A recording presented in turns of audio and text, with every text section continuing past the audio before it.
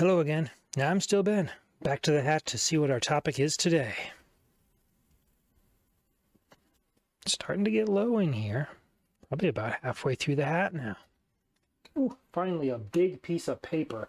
I didn't get any of the big ones today so far.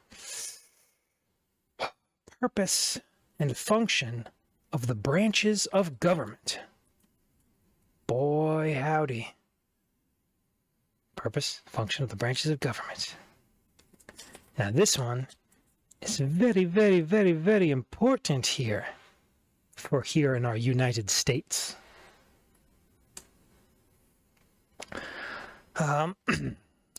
So initially, there have been these checks and balances we like to talk about for what each branch of government has control over and what they do. And frankly, that has not worked very well, I think, over time. Some branches have done a great deal less, like the legislature, doing a crappy job as always. And the other branches, like the executive branch and the judiciary, have overreached their bounds a great deal in order to compensate for that.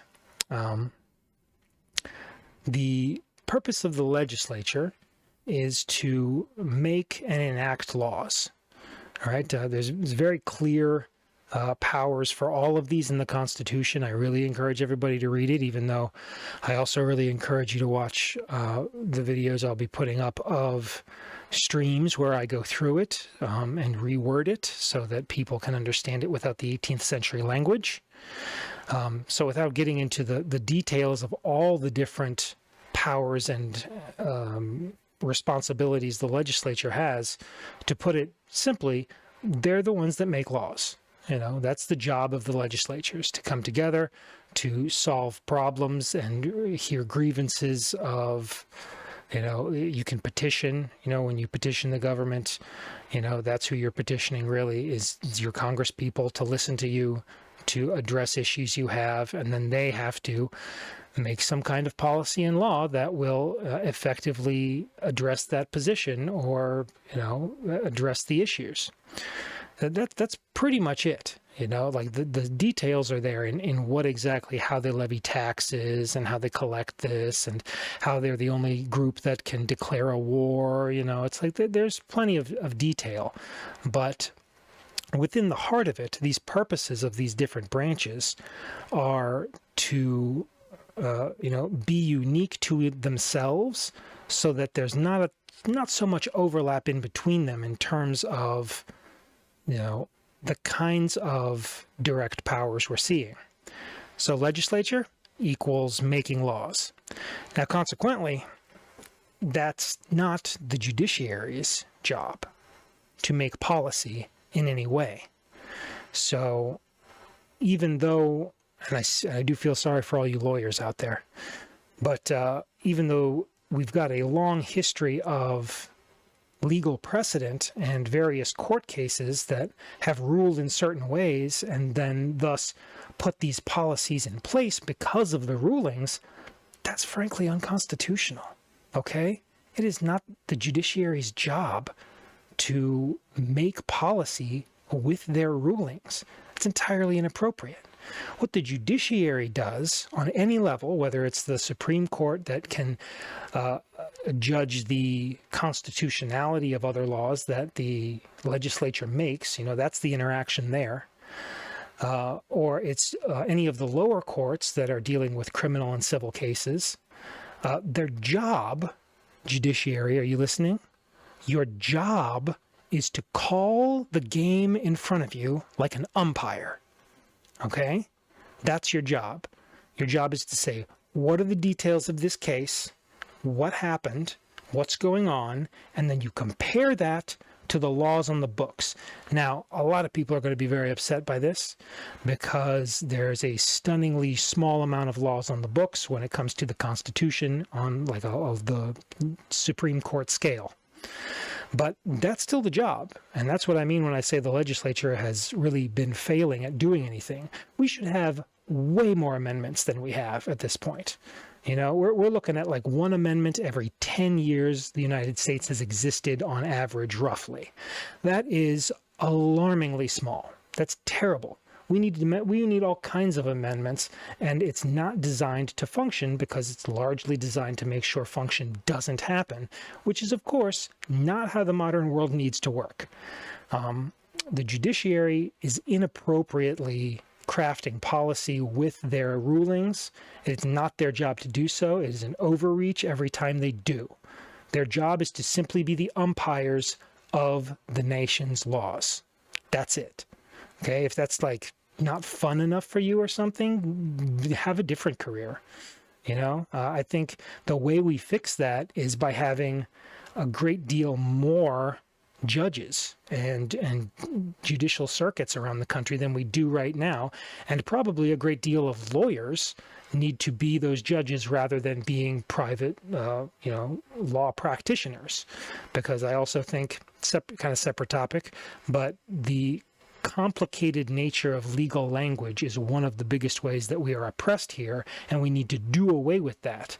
So that's going to effectively destroy the lawyer industry in this country, where you've got these lawyers and that lawyers, specific kinds, and I studied this law, not that law, and all those really, really specific cases and precedents and all that you studied need to be thrown out, because that's not legal. It's just not. The judiciary is the thing that makes law. The judiciary is not allowed to make laws. That's the legislature's job, right?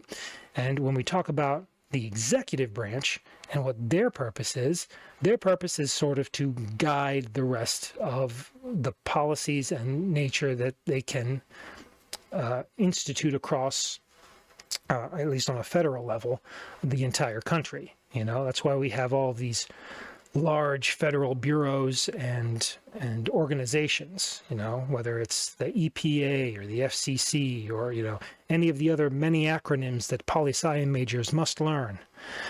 Those are all in the purview of the executive branch for being able to more unilaterally,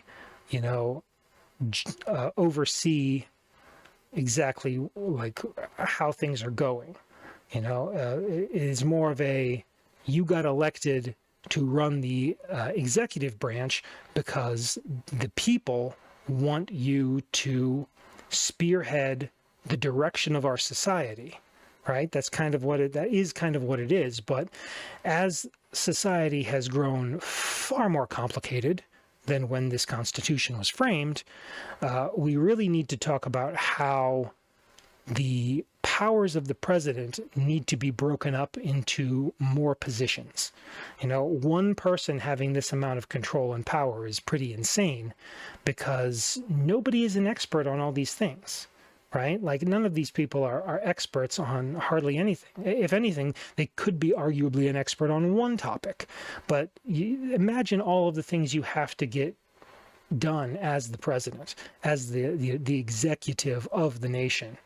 That's impossible to do, to know, like, well, here's all of the environmental issues, here's all of the, international foreign issues, it's far, far too much now, because the world is much bigger in terms of population and much smaller in terms of, speed of communication.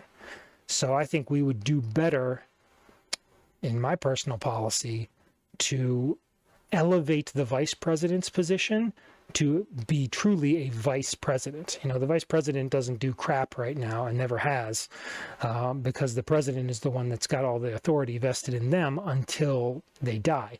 This seemed way too much like a monarchy to me in the first place. Like, the whole point here was that we were going to get away from that, and instead we handed this amount of power to one person again.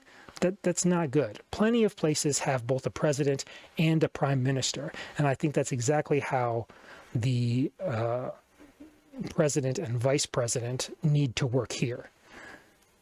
That way, more can get accomplished and more of the responsibility is spread out, so that when they are overseeing the function of the other branches, and the other branches are checking the powers that they're trying to do, it can be more effective. Not much of our government has been designed to be effective. It's kind of been designed as the opposite. And I think in the modern sense, that's very much the problem. So to recap, legislature, make it a law. Judiciary, call the game like an umpire, not make it a law.